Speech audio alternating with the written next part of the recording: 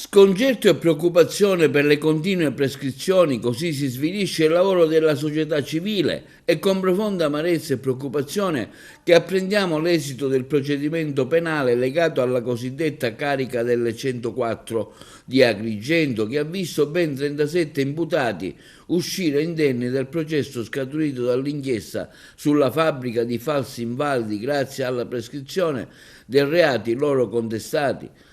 Già in precedenza c'erano state altre prescrizioni, questo quanto dichiara in una nota stampa Alfonso Buscemi, segretario generale della CGIL di Agrigento. Queste continue prescrizioni, prosegue il segretario Buscemi, rappresentano una ferita profonda per la giustizia, ma anche per il senso di legalità che quotidianamente la società civile cerca di affermare. In questo caso, continua Buscemi, anche la CGIL aveva contribuito con denunce prima e poi si era costituita parte civile, ritenendo doveroso dare un segnale forte contro ogni forma di abuso e di truffa, specie nei confronti dello Stato, delle fasce più deboli della popolazione.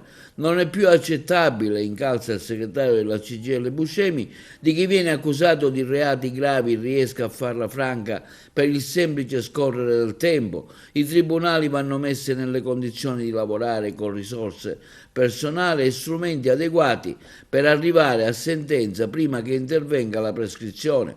Diversamente si mina la fiducia dei cittadini nelle istituzioni e si vanifica il grande lavoro di chi, come noi, denuncia e lotta quotidianamente per la legalità.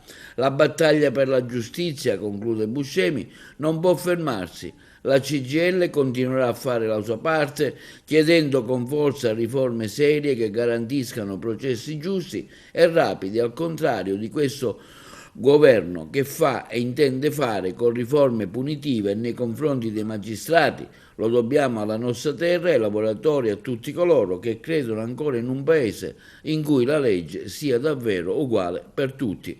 Questa la nota stampa del segretario provinciale della CGIL di Agrigento, Alfonso Buscemi.